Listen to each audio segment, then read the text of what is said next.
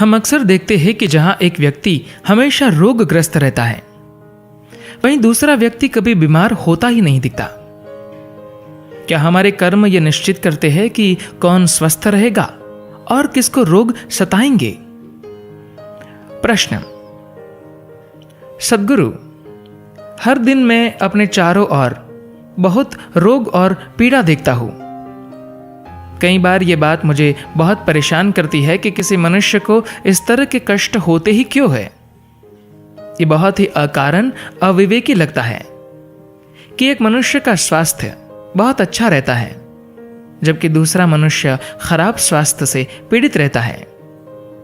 क्या आप बता सकते हैं कि रोग क्यों होता है? ये क्या है और कहां से आता है? सद्गुरु कहते हैं, रोग के कई सारे पहलू हैं। अंग्रेजी शब्द डिजीज का अर्थ है कि आप आराम में नहीं हैं। जब आपके शरीर को पता नहीं चलता कि आराम कैसे करें, तो ऊर्जाएं अस्त व्यस्त हो जाती हैं।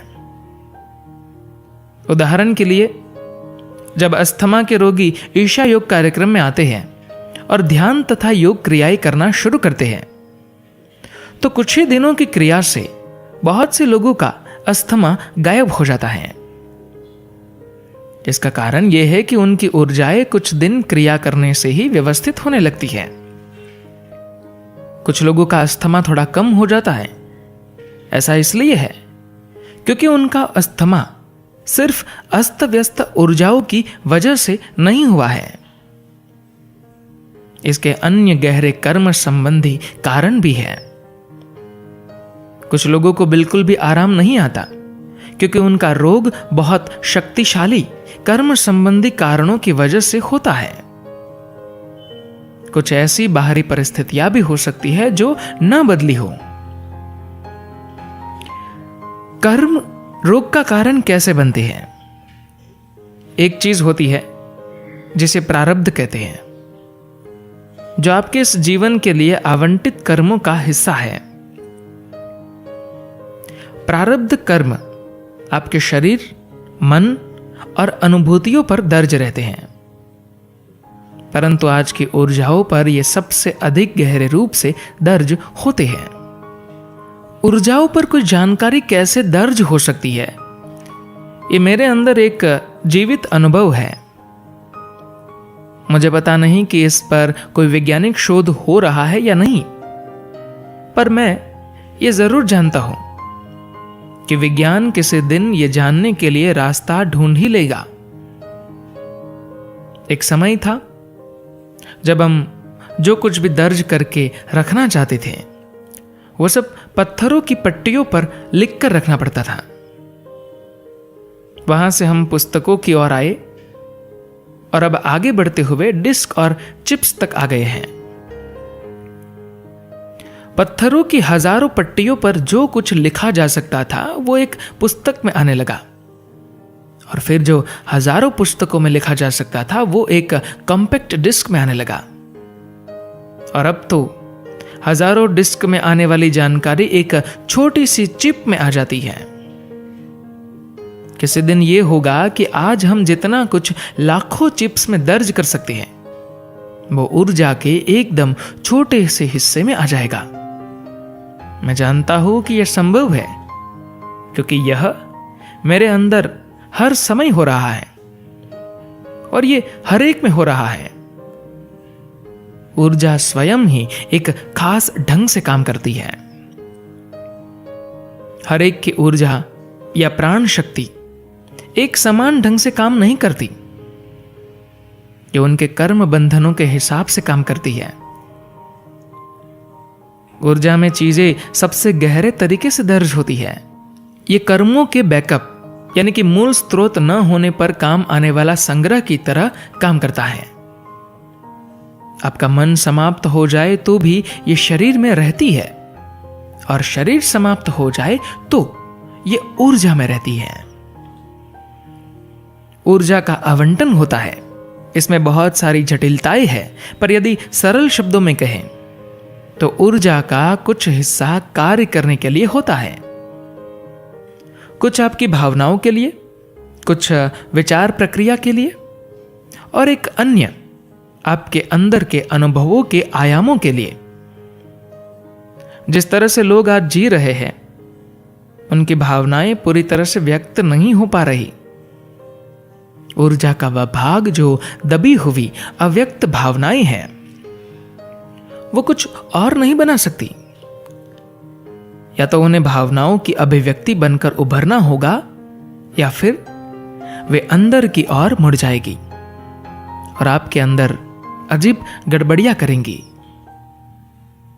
यही कारण है कि पश्चिमी देशों में इतनी अधिक मानसिक समस्याएं हैं।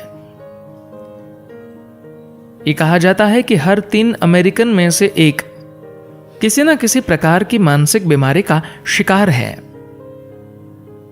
इसके मुख्य कारणों में से एक ये है कि उन संस्कृतियों में भावनात्मक अभिव्यक्ति के लिए कोई स्थान नहीं है। हर भावनात्मक चीज को कमजोरी समझा जाता है और उसे दबाया जाता है। सारी दुनिया में 90% या उससे भी ज्यादा लोगों को अपनी भावनाओं को पूरी तरह से प्रदर्शित करने का मौका ही नहीं मिलता। उन्हें अपने प्यार से, दुखों से, खुशियों से भी डर लगता है। वे हर चीज से डरते हैं। जोर से हंसना एक समस्या है, जोर से रोना भी, सब कुछ एक समस्या ही है। वे इसे आधुनिक संस्कृति कहते हैं। मेरे विचार में तो ये एक प्रतिबंधात्मक संस्कृति है जो आपको एक खास ढंग से व्यवहार करने के लिए मजबूर करती है। अगर आपकी भावनाओं को पूर्ण अभिव्यक्ति नहीं मिलती, तो यह अंदर जाकर आपका बहुत नुकसान कर सकती है। एक और विचारणीय बात यह है कि आधुनिक जीवन में गतिविधियों का स्तर नाटकीय ढंग से नीचे आ गया है। जिस तरह मनुष्य पहले अपने शरीर से काम लेते थे, अब वैसा नहीं है। लेकिन आज भी आप में भौतिक शरीर सबसे मुख्य भाग है। इसलिए प्रारब्ध कर्म का अधिकतम भाग शारीरिक गतिविधि के लिए आवंटित होता है। यह अनुपात एक व्यक्ति से दूसरे में काफी अलग हो सकता है, लेकिन आमतौर पर यह ऐसा ही होता है। अगर ये उपयोग न की गई ऊर्जा वैसी ही रह जाती है, तो यह आसानी से रोग उत्पन्न कर सकती है। आधुनिक मन एक खास तरह की विषिक्तता से पीड़ित हो रहा है, जो पहले के समय में नहीं थी, क्योंकि आजकल मनुष्य ने अपने शरीर का उपयोग करना बहुत कम कर दिया है। जब आप अपने आप को शारीरिक गतिविधि में तीव्रता से लगाते हैं, तो आपके तंत्र की गड़बड़ियां ठीक हो जाती है, क्योंकि आपकी नसों की ऊर्जा का अच्छी तरह उपयोग हो जाता है। लेकिन पहले के किसी भी समय की तुलना में आज का आधुनिक मनुष्य ज्यादा निष्क्रिय एवं विक्षिप्त हो गया है। आज समाज में यह सामान्य बात हो गई है कि प्रत्येक व्यक्ति विक्षिप्तता के किसी न किसी स्तर पर है, और ये सिर्फ इसलिए है कि शारीरिक गतिविधि के लिए आवंटित ऊर्जा का सही उपयोग नहीं हो रहा है। शारीरिक सक्रियता एकदम कम होने के कारण ये ऊर्जा ऐसे ही बंधी हुई पड़ी रहती है। अब देखेंगे कि जो लोग उच्च स्तर की शारीरिक गतिविधि में लगते हैं, जैसे कि पर्वतारोहण जैसी खेल-कूद गतिविधि में, वे संतुलन और शांति के एक अलग ही स्तर पर होते हैं, क्योंकि उनकी पूरी शारीरिक गतिविधि का उपयोग होता है। अब देखेंगे कि ऐसे लोग कामुकता तथा भौतिक वासनाओं में ज्यादा नहीं फंसते, क्योंकि उनके एक पहलू को पूरी अभिव्यक्ति मिल गई है। इस प्रकार की निष्क्रियता का परिणाम रोग है, और सबसे बढ़कर निष्क्रियता तथा बंधी पड़ी ऊर्जा ही अशांति का कारण बनती है। शरीर में यह अशांति कुछ लोगों में किसी प्रकार के शारीरिक रोग का निर्माण करती है और अन्य में भले ही ये रोग कोई रोग न बनाए, पर वे लोग हर समय अशांत और अस्त व्यस्त होने के कारण आराम की स्थिति में नहीं होते। उनकी ऊर्जाएं हर समय अंदर ही अंदर संघर्ष कर रही होती हैं। वे शांति से बैठ भी नहीं सकते। अगर आप लोगों को ध्यान से देखें तो वे जिस तरह से बैठते या खड़े होते हैं वही दर्शाता है कि वे आराम में नहीं हैं। उन्होंने बस अभ्यास करके एक तरह का सजीलापन सीख लिया है कि कैसे बैठना, खड़े होना या चलना है।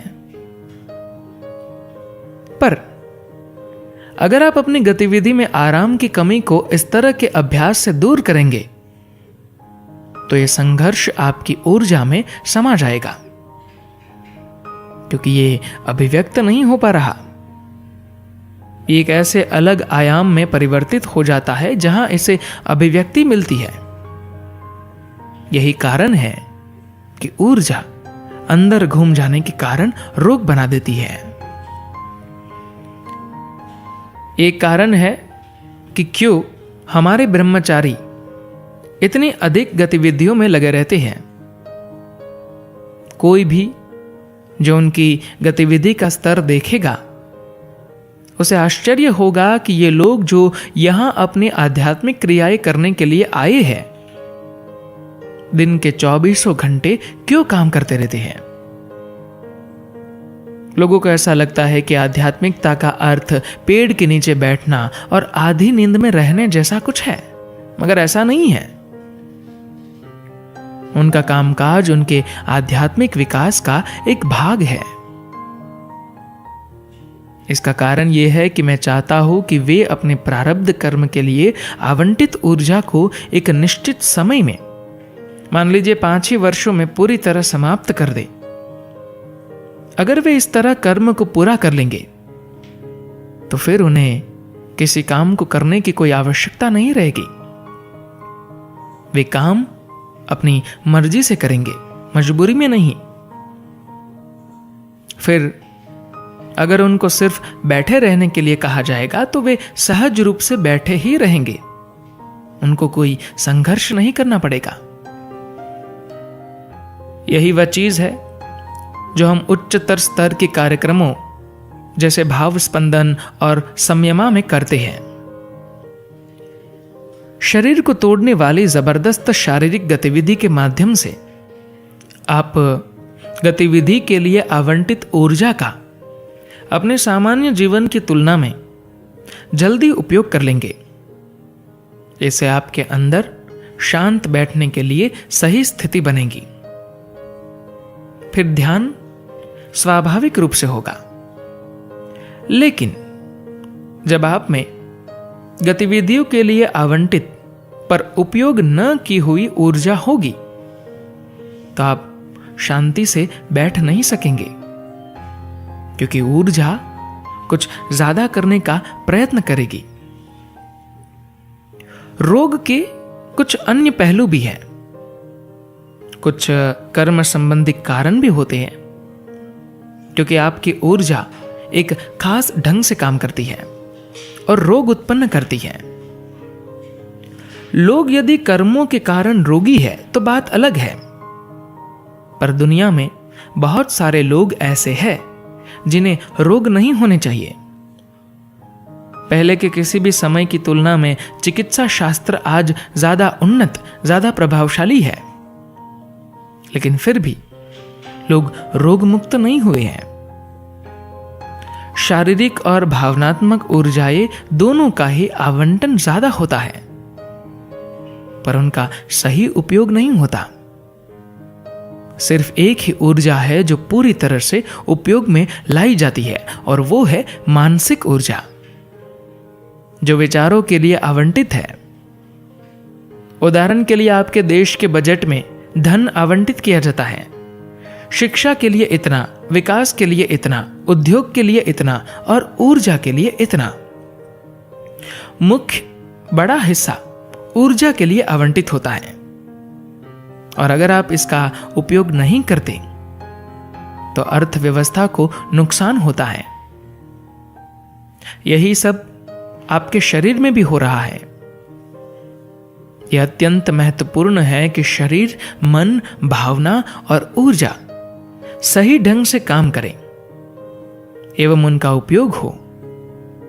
सिर्फ तभी जीवन सभी स्तरों पर मजबूती से चलेगा और एक संतुलित, सामंजस्यपूर्ण तरीके से घटित होगा। धन्यवाद।